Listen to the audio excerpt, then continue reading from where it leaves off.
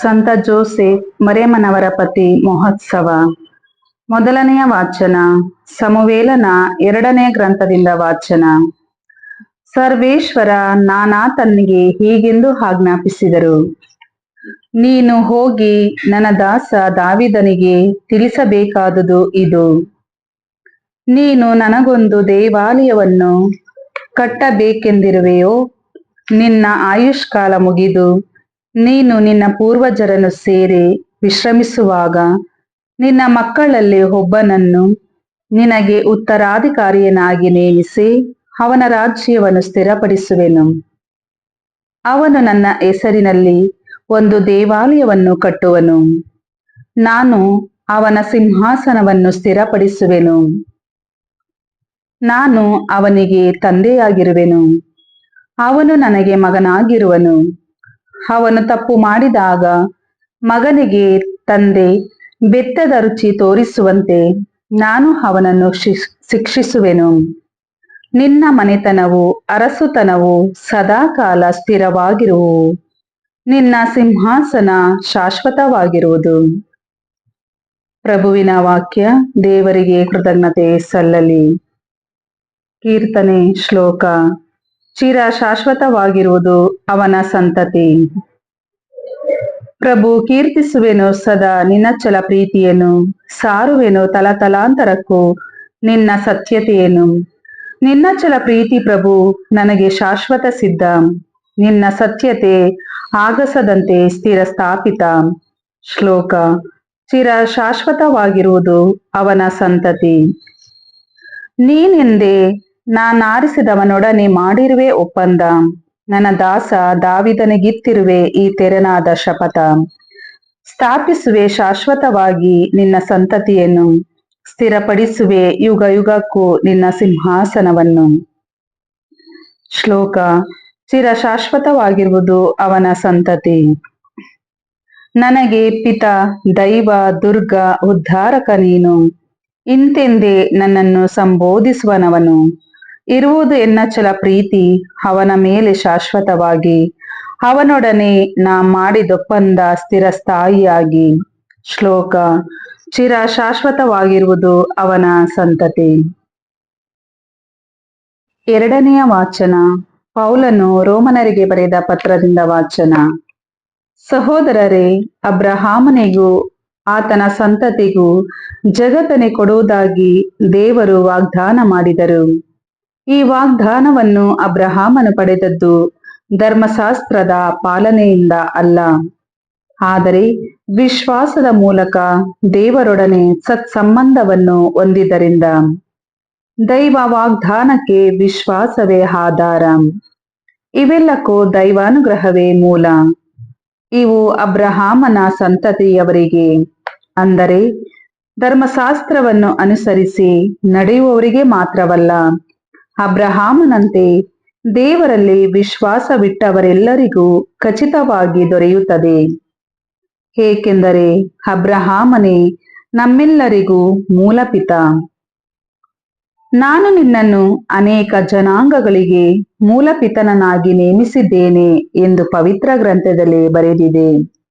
ಹೌದು, ಮೃತರನ್ನು ಜೀವಂತಗೊಳಿಸುವವರು, ಅಸ್ತಿತ್ವದಲ್ಲಿ ಇಲ್ಲದನ್ನು ಅಸ್ತಿತ್ವಕ್ಕೆ ತರುವಂತವರು ಆದ ದೇವರಲ್ಲಿ ಆತನು ವಿಶ್ವಾಸವಿಟ್ಟನು. ಆದ್ದರಿಂದ ಈ ವಾಗ್ದಾನವನ್ನು ಸಾಕ್ಷಾತ್ ದೇವರಿಂದಲೇ ಪಡೆದನು.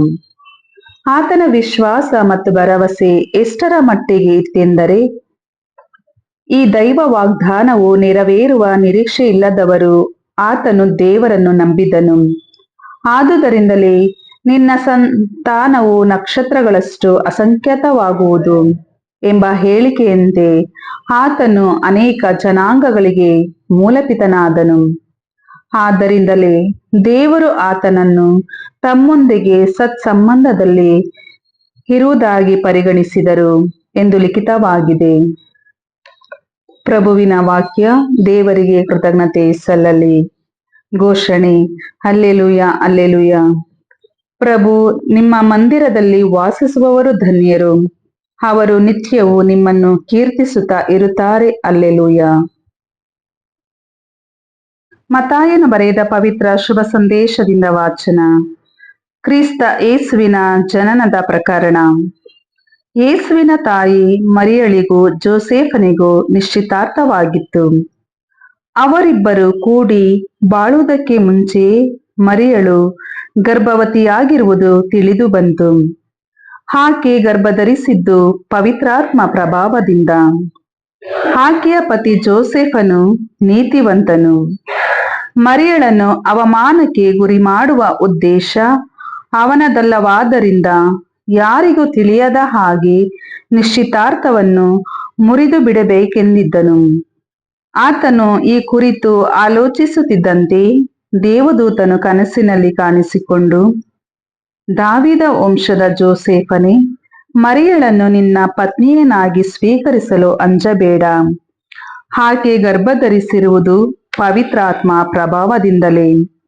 ಆಕೆ ಒಬ್ಬ ಮಗನನ್ನು ಹೆರುವಳು. ಆತನಿಗೆ ನೀನು ಯೇಸು ಎಂಬ ಹೆಸರಿಡಬೇಕು, ಏಕೆಂದರೆ ತನ್ನ ಜನರನ್ನು ಅವರ ಪಾಪಗಳಿಂದ ರಕ್ಷಿಸಿ ಉದ್ಧಾರ ಮಾಡುವವನು ಆತನೇ ಎಂದನು. ಆಗ ಜೋಸೇಫನು ಎಚ್ಚೆತ್ತು ದೇವದೂತನ ಆಜ್ಞೆಯ ಪ್ರಕಾರ ಮರಿಯಳನ್ನು ವಿವಾಹ ಮಾಡಿಕೊಂಡನು. ಪ್ರಭುವಿನ ಶುಭ ಸಂದೇಶ. ಕ್ರಿಸ್ತರೇ ನಿಮಗೆ ಸ್ತುತಿ ಸಲ್ಲಲಿ.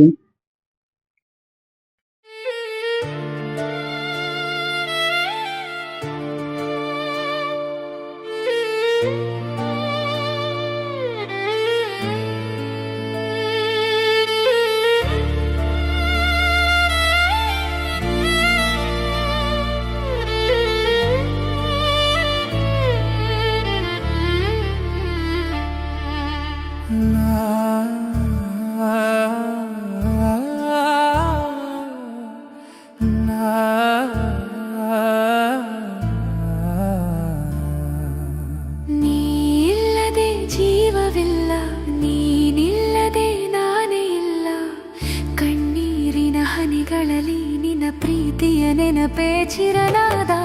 ಯೇಸುವೆ ನನ್ನ ಉಸಿರೇ, ನೀನೆ ಜೀವದ ರಾಗ. ನಿನ್ನ ಸ್ಪರ್ಶವಿಲ್ಲದೆ ಹೃದಯ ಖಾಲಿಯಾಗಿದೆ. ನೀ ಇಲ್ಲದೆ ಜೀವವಿಲ್ಲ, ನೀನಿಲ್ಲದೆ ನಾನೇ ಇಲ್ಲ. ಕಣ್ಣೀರಿನ ಹನಿಗಳಲ್ಲಿ ನಿನ್ನ ಪ್ರೀತಿಯ ನೆನಪೇ ಚಿರನಾದ.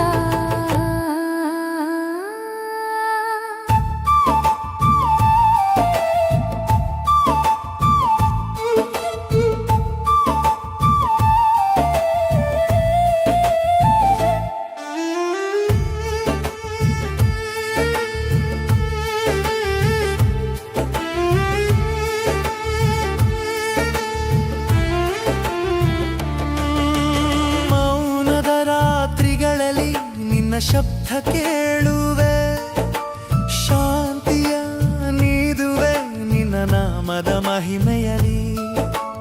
ನೋವಿನ ಮಧ್ಯದಲ್ಲಿ ನಿನ್ನ ಮುಖವ ಹುಡುಕುವೆ. ಪ್ರೀತಿಯ ದೇವರೇ, ನೀನೆ ನನ್ನ ಆಶ್ರಯವೇ.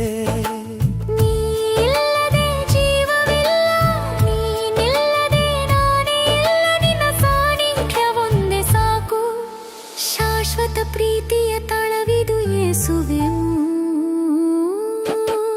ಹೃದಯ ತೊಳೆದು ನೀನೇ ನಗುವು ಕೊಡುವೆ. ಕತ್ತಲೆಯ ಹಾದಿಯಲ್ಲಿ ಬೆಳಕಾಗಿ ನಿಲ್ಲುವೆ. ಭಯದ ತೋಪಿನಲ್ಲಿ ಕೈ ಹಿಡಿದು ನಡೆಸುವೆ. ಯೇಸು, ನಿನ್ನ ಕೃಪೆಯ ತಳದಲ್ಲಿ ಜೀವ ತುಂಬುವೆ.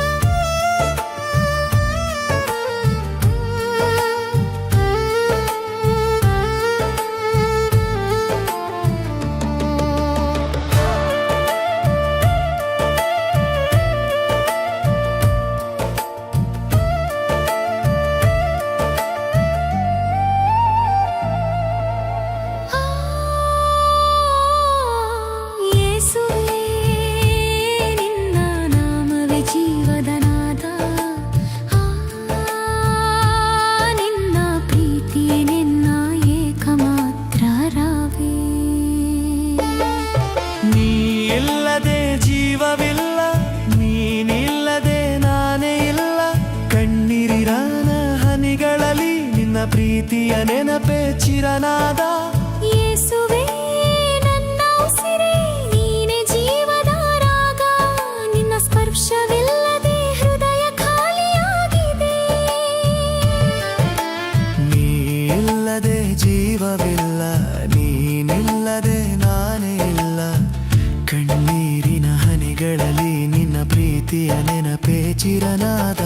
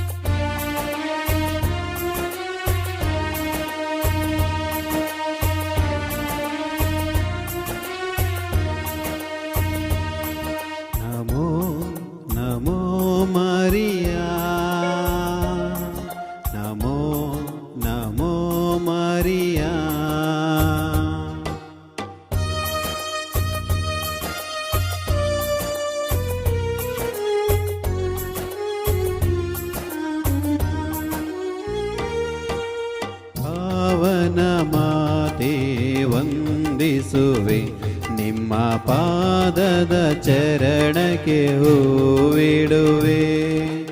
ಬಾಲರ ತಾಯಿಯೇ ಕಾಪಾಡಿ ನಮ್ಮ ಪಾಪವನೆಲ್ಲವ ಲೇಖಿಸದೆ.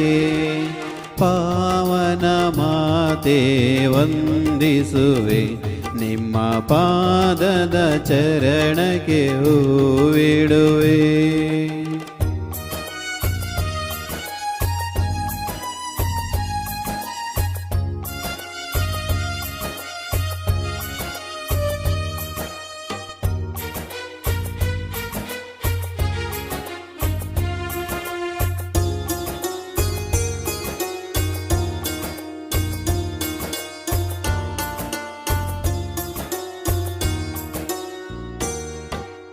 ಎನ್ನಯ ಮನದ ಮಂದಿರದ ಬಾಗಿಲು ತೆರೆದಿದೆ, ಬನ್ನಿರಮ್ಮ.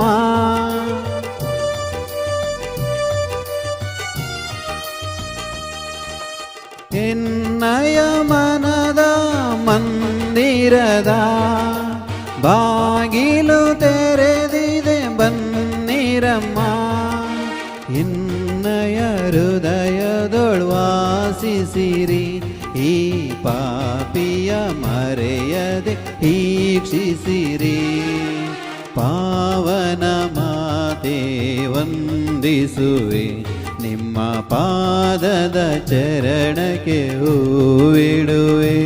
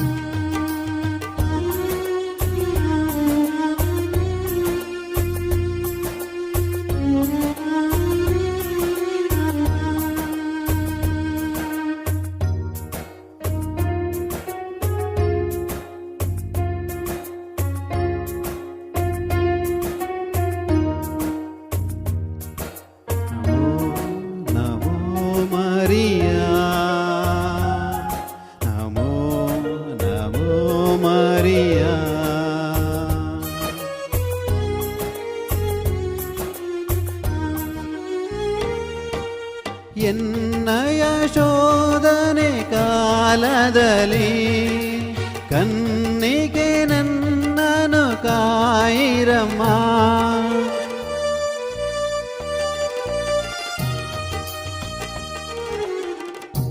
ನಯ ಶೋಧನೆ ಕಾಲದಲ್ಲಿ ಕನ್ನಿಗೆ ನನ್ನನು ಕಾಯಿರಮ್ಮ.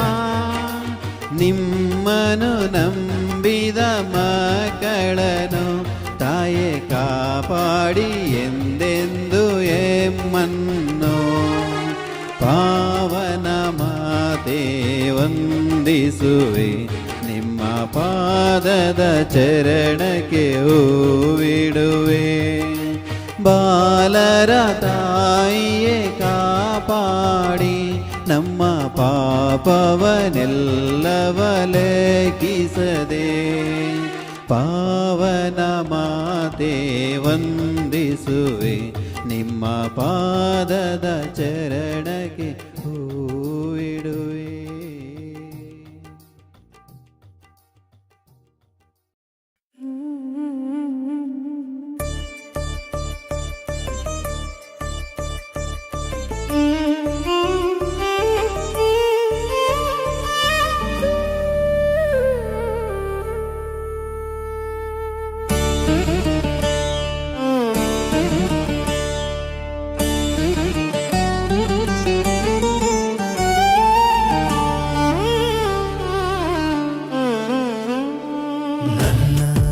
ಹೃದಯದಲ್ಲಿ ಯೇಸುವಿನ ಪ್ರೀತಿ ಹರಿದು ಬರುತ್ತಿದೆ.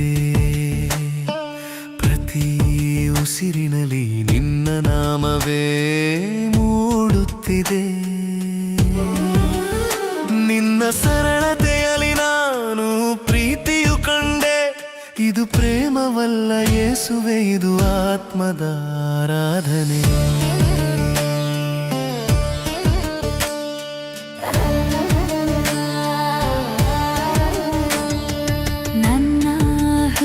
ಯೇಸುವಿನ ಪ್ರೀತಿ ಹರಿದು ಬರುತ್ತಿದೆ. ಪ್ರತಿ ಉಸಿರಿನಲ್ಲಿ ನಿನ್ನ ನಾಮವೇ ಮೂಡುತ್ತಿದೆ. ನಿನ್ನ ಸರಳತೆಯಲ್ಲಿ ನಾನು ಪ್ರೀತಿಯು ಕಂಡೆ. ಇದು ಪ್ರೇಮವಲ್ಲ ಯೇಸುವೆ, ಇದು ಆತ್ಮದ ಆರಾಧನೆ.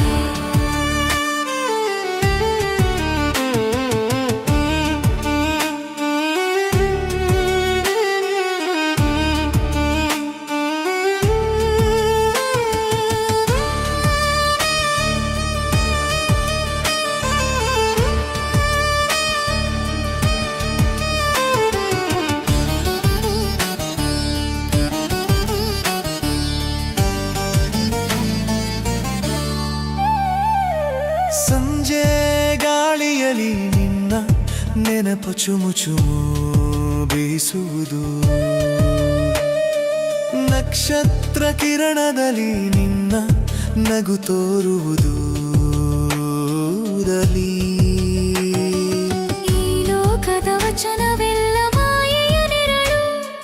ನಿನ್ನ ಮೌನದಲ್ಲೇ ಸತ್ಯದ ಬೆಳಕು. ಹೇಗೆ ಹೇಳಲಿ ನಾ ಹೃದಯದ ನೋವು. ಯೇಸುವೆ ನೀನಿಲ್ಲದೆ ಬಾಳು ಖಾಲಿ ಶಬ್ದವೋಲು. ಯೇಸುವಿನ ಪ್ರೀತಿಯ ಕ್ಷಣಗಳು ಶಾಶ್ವತವಾಗಿರಲಿ. ನಿನ್ನ ಸಾನ್ನಿಧ್ಯದಲ್ಲೇ ಜೀವನ ಬೆಳಗಿರಲಿ. ಯೇಸುವೆ ನೀನೇ ದೋಣಿ, ನೀನೆ ತೀರ, ನನ್ನ ಆಧಾರ. ಯಾವಾಗಲೂ ನೀನೇ ಯೇಸುವೆ, ನನ್ನ ಪ್ರಾಣ ಪ್ರಿಯಕರ. ನನ್ನ ಹೃದಯದಲ್ಲಿ ಯೇಸುವಿನ ಪ್ರೀತಿ ಹರಿದು ಬರುತ್ತಿದೆ. ಪ್ರತಿ ಉಸಿರಿನಲ್ಲಿ ನಿನ್ನ ನಾಮವೇ ಮೂಡುತ್ತಿದೆ. ನಿನ್ನ ಸರಳತೆಯಲ್ಲಿ ನಾನು ಪ್ರೀತಿಯು ಕಂಡೆ. ಇದು ಪ್ರೇಮವಲ್ಲ ಯೇಸುವೆ, ಇದು ಆತ್ಮದ ಆರಾಧನೆ. ಪುತ್ರ ಯೇಸುವಿನ ಪ್ರೀತಿ, ನಿನ್ನ ಪ್ರೇಮ ಈ ಹೃದಯ ಪ್ರತಿಕ್ಷಣ